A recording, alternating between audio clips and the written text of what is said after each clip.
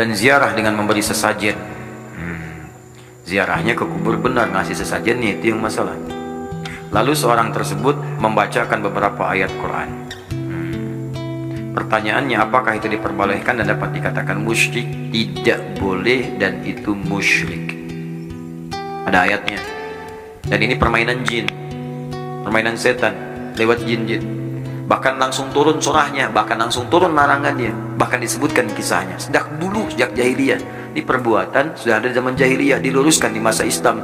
Turun Quran surah ke-72 ayat yang ke-6.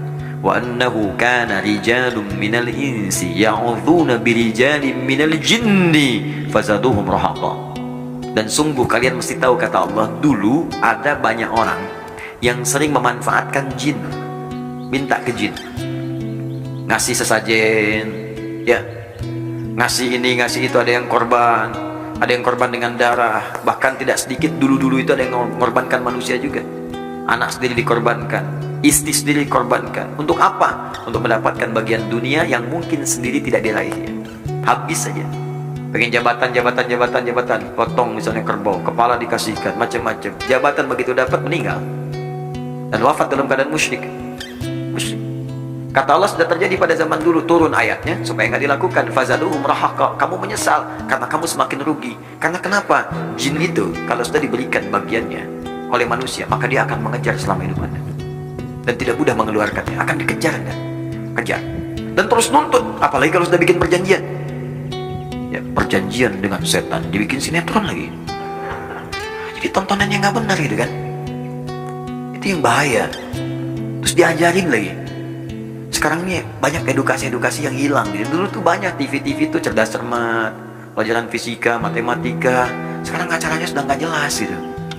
Nah, coba kita berikan tayangan yang baik-baik. Saya juga sarankan nih artis-artis coba bertakwa kepada Allah lah. Disab. Dan peluang dosanya banyak. Anda menunjukkan pada yang salah aja. Ya, Anda itu misalnya fashion, endorse sesuatu, nampil aurat, auratnya nampak, dipakai orang, kena bagiannya, kena dosanya. Anda misalnya praktekkan jilbab, jilbab dipakai orang juga, dapat bagian pahalanya. Tinggal pilih mana. Kalau ada yang baik, kenapa pilih yang tidak baik? Kalau bisa yang soleh, kenapa pilih yang salah? Kalau bisa mendapat bagian surga, kenapa pilih ke neraka? Terlalu panas, terlalu panas, terlalu panas. Janganlah, ya, menjauh dari itu semua. Ya, kalau sudah berjanji dengan jin seperti ini akan dikejar itu. Dan fazaduhum rahaqa, penyesalannya dalam. Karena kalau sudah berjanji dengan jin, bukan cuma dia nanti yang sulit, keluarganya ikut susah. Bagaimana kalau dia berumah tangga? Bagaimana kalau dia punya anak? Ikutan susah. Bisa dikorbankan tuh. Lama-lama kemudian bisa wafat juga karena perbuatan jin. Ajalnya memang tiba. Tapi sebabnya apa? Sebab karena maksiat orang tuanya. Menjauh dari yang seperti ini bahaya. Bahaya. Allah sudah sampaikan amalan soleh, bangun malam tahajud, ada jaminan di situ untuk karir. Ada. Quran surah 17 ayat 79 sampai 81. Wa minal laili fatahajjad bi. Sementara malam bangun untuk tahajud, nafilah talak. Memang itu sunnah, tapi kalau bisa dikerjakan, asa ayyab'atsaka rabbuka maqaman mahmuda. Nanti Allah akan angkat Anda di tempat yang terbaik. Karir Anda kalau kerja, karir yang terbaik, yang bagus. Wa qur rabbi adkhilni mudkhala sidqin. Kalau Anda bekerja dibimbing oleh Allah. Wa adkhilni mudkhala sidqin. Kalau nanti ada persoalan, diberi jalan keluar. Gak usah nyogok, gak usah korupsi, dikasih sendiri oleh Allah. Enak hidupnya. Untuk jabatan, tiba-tiba dipilih. Ini bagus di profesional, tiba-tiba orang itu naik. Nggak ngasih apa-apa. Ya, waj'alni min ladunka sultanan nasira. Kalau ada yang ganggu, ingin menyingkirkan, ingin menyungkurkan, langsung ditolong oleh Allah, dijaga hidupnya enak. Dan jadi saksi pakaian yang kenakan di hadapan Allah Subhanahu wa Ta'ala. Ya, birokrat misalnya, aparat, segalanya pakai seragam. Itu seragam itu akan ditanya di hadapan Allah. Pakai yang baik-baik, niatkan untuk ibadah, syahid wafat dengan izin Allah Subhanahu wa Ta'ala, akan bersaksi di hadapan Allah semua. Kita juga sama, saya juga sama. Makanya kita saling mendoakan. Ya, permohonan saya cuma dua, minta, ya Allah, saya nggak minta apa-apa, tolong minta doakan saja saya supaya diampuni dosa-dosa oleh Allah. Ya, dan wafatnya bisa syahid, sedang ngajar, itu kan wafat, enak banget. Insya Allah ngajar, meninggal, enak. Ya, kalau bukan gurunya, yang muridnya misalnya kan, ya, kan?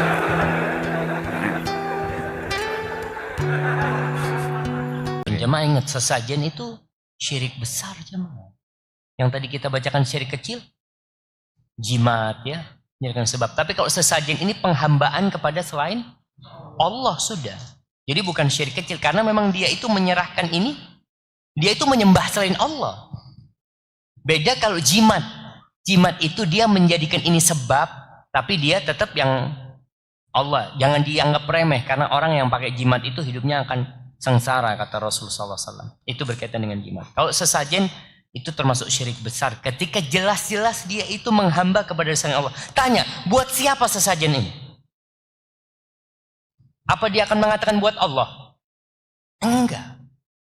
Dia benar-benar bukan untuk Allah Subhanahu wa taala. Kadang-kala pisang diikat, pisang yang masih hijau, kemudian dikasih bunga mawar merah, mawar putih, kemudian dikasih bubur merah, bubur putih, lalu dibacain. Memang mantranya udah beda, mantranya udah ada Al-Fatihahnya, tapi tujuannya tetap untuk selain Allah Subhanahu wa taala. Itu sesajen yang Anda ketahui. Kalau sesajen itu adalah memberikan sesuatu untuk selain Allah Subhanahu wa taala, dan ini sebuah perbuatan syirik. Ustaz, orang itu sholat, orang itu haji. Nah, bukan berarti orang yang sudah masuk Islam ini tidak bisa berbuat syirik. Allah mengatakan kepada Rasulnya sallallahu alaihi wasallam, la in asyrakta. Andai kata engkau Muhammad berbuat syirik, engkau bayangkan, Allah berfirman kepada Rasulnya SAW, la in asyrakta. Dan gak mungkin Nabi berbuat syirik. Tapi peringatan buat umatnya, la yahbatanna amalu. Semua amalanmu gugur. Puasamu, sholatmu, zakatmu, hajimu, umrohmu, semua gugur. Wala takunanna minal khasirin. Dan kau akan menjadi orang-orang yang merugi. Hadza wallahu a'lam. Ya, kalau berkaitan dengan sesajen yang Anda tahu, ini sudah bentuk penghambaan kepada selain Allah Subhanahu wa taala, yang dia harus mulai melihat untuk siapa sesajen itu. Paling enggak dikasih nasihat orang yang kayak gini. Tanyai, Pak, ini sesajen untuk siapa? Kalau dia mengatakan iya untuk penghuni rumah ini, berarti kan dia sudah mulai mendekatkan diri kepada penghuni rumah itu. Mungkin sekarang sesajen bukan sesembelihan. Ada sesajen yang kepala ayam. Ada yang model tumpeng dikasih ayam apa? Ayam apa istilah? Ingkung kayak gitu ya. Dilihat, kalau ada orang yang pakai tumpeng sekedar ikut-ikutan, dia tidak tahu apa-apa. Enggak, ini untuk sesajen, enggak. Cuma lihat bagus banget ya nasinya gitu. Itu enggak ada masalah, tapi dia sudah meniru. Tapi tidak berbuat syirik dia. Tapi kalau ternyata memang itu diperlakukan untuk sesajen, untuk mendekatkan diri kepada selain Allah, maka itu bisa masuk kepada kesyirikan. Dan para ustadz, para kiai, anak udah datang ke kampung-kampung yang banyak sesajen. Mereka tahu itu nggak boleh. Anak pernah datang kepada seorang ustadz di desa di gunung ya. Anak ngomong sama dia, Pak Yai, gimana menurut Pak Yai ini? Ya nggak boleh ustadz. Dan dia ngomong, ustadz, yang pertama diajarkan kepada kita nih di pondok-pondok salaf waktu itu dia adalah tauhid ustadz. Cuma memang masyarakatnya kadang-kala nggak mau. Itu kadang-kala seperti itu jamaah. Maka ya kita perlu luruskan. Kita datang ke ustadznya. Cara nasihatin datang ke ustadz yang ada di situ. Ustadz yang alim ya. Tanya ustadz, apa hukumnya memberikan sesajen kepada selain Allah? Soalnya keluarga anak kayak gini. Insya Allah dia memberikan penjelasan yang lurus tentang masalah itu. Bahwasanya itu adalah bentuk penghambaan kepada selain Allah Subhanahu wa taala. Barakallahu fikum. Arwahnya orang yang beriman, orang-orang soleh yang baik, di alam barzah mendapatkan kenikmatan surga. Dia nggak perlu lagi jalan-jalan sampai ke rumah ngambil nasi jamblang, nggak perlu. Bagi yang kafir, yang tidak punya iman dan sebagainya, dia diseksa di alam barzah, nggak sempat jalan-jalan ke mall. Hati-hati. Ini adalah keyakinan yang nggak benar itu. Kasih nasi, betul nggak ada? Iya, diambil sama kucing. Nggak boleh keyakinan-keyakinan itu, pulang ke rumah dan sebagainya. Bahkan ada lagu setiap malam Jumat pulang, sudah kita jelaskan, nggak ada. Kalau katanya dinukil para ulama, bukan begitu pembahasan masalah roh. Rohnya orang yang meninggal dunia itu tidak terikat dengan materi karena alamnya alam beda. Dikatakan namanya alam barzah. Jadi alam barzah itu tidak terikat dengan materi. Dia bisa melihat Jepang, Amerika, Indonesia, Arab langsung dalam waktu saja. Jadi kalau masalah urusan melihat Mekah, nggak harus pergi ke Mekah sana, karena alam rohnya tidak terikat dengan materi. Berbeda kalau kita selagi kaki kita menginjak di Majalengka, kita tidak menginjak Surabaya, karena kita masih di alam materi ini. Makanya apakah bisa melihat, apakah orang meninggal dunia tahu kita? Tahu, cuman taunya dengan undang-undang alam akhirat. Seorang bapak melihat anaknya di dunia, dia bisa melihat anaknya misalnya mencuri, maling. Wah, rupanya dia menjadi maling karena bapaknya tidak pernah mendidik. Nangis itu, ya dosa, dikirimi dosa. Cuman cara melihatnya adalah dengan alamnya, undang-undang alam barzah, bukan alam dunia. Suatu ketika ada seorang yang bertanya, dia punya rasa malu tinggi. Waktu mendengar begitu, jadi ibunya melihat dia, kemudian berkata, waduh, bagaimana di saat saya hubungan suami istri?